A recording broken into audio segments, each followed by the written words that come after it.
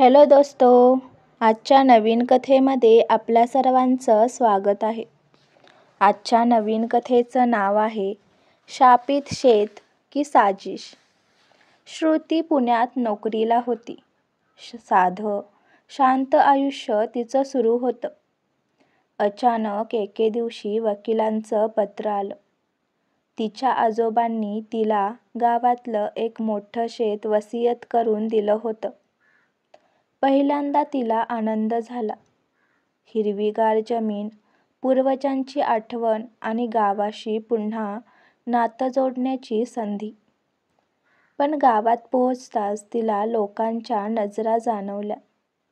कुणी आनंदाने बोललं नाही, कुणी स्वागत केलं नाही. एक म्हातारा शेजारी तिला म्हणाला, "मुली, त्या शेतावर पाय ठेवू नकोस. त्या जमिनीत मृत्यू लपलाय. तिथे जे गेले ते परत आलेच नाहीत." श्रुती हसून दुर्लक्ष करत म्हणाली. पण गावकऱ्यांचा भीतीदायक सूर तिच्या मनात घर करू लागला.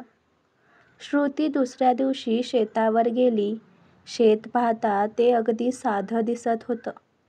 हिरवं गवत, मधोमध एक जुना वडाचा वृक्ष आणि आजूबाजूला शांतता. पण वाऱ्यात एक अजब जडपणा जाणवत होता. त्या रात्री गावात एक वृद्ध स्त्री तिला थांबवते. "बाळा, तुझ्या घरच्यांच्या पापाची सावली त्या जमिनीत दडली आहे. तुला जर सत्य जाणून घ्यायचं असेल तर शेताखालील मातीत डोकवावं लागेल." श्रुती हादरली, पण तिच्या मनात ठाम निश्चय जागा झाला.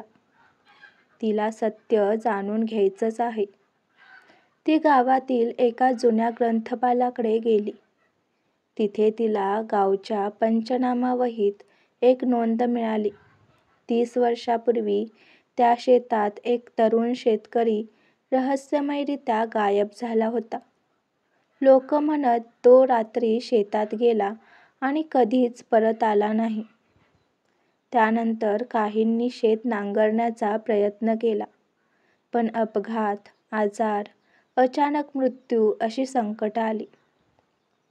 लोकांनी शेत शापित आहे असं मानून टाकलं. श्रुतीच्या मनात प्रश्नांचा गुंता तयार झाला.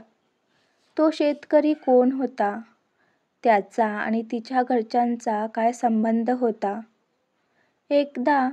एके रात्री श्रुतीने ठरवलं की ती शेताखाली काय आहे ते शोधणार. तिने काही कामगारांना बोलवलं. सुरुवातीला कुणी तयार नव्हतं, पण शेवटी पैशांच्या जोरावर 2 जण तयार झाले. खणायला सुरुवात केली. 2 फूट, 3 फूट, 5 फूट आणि अचानक कामगार घाबरले. जमिनीतून मानवी हाडं दिसायला लागली.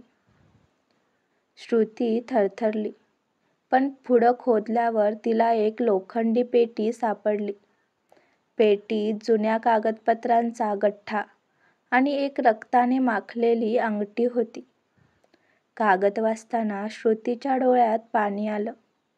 त्यात लिहिलं होतं की तिच्या आजोबांनी आणि काकांनी गावच्या एका शेतकऱ्याला फसवून, मारून त्या जमिनीत गाडलं होतं.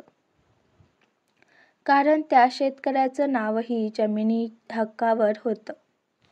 म्हणजे आजोबांच्या संपत्तीचा पाया हा गुन्ह्यावर उभा होता. श्रुती काही दिवस स्वतःला सावरू शकली नाही. गावकरी तिच्याकडे बोट दाखवत म्हणू लागले, "हीच त्या पाप्यांची नात आहे. आता पाहू काय करते." श्रुतीसमोर 2 रस्ते होते. आजोबांचं पाप लपवून सुखाने राहणं किंवा सगळं जगासमोर उघड करून सत्याला न्याय मिळवून देणं. तिने दुसरा रस्ता निवडला.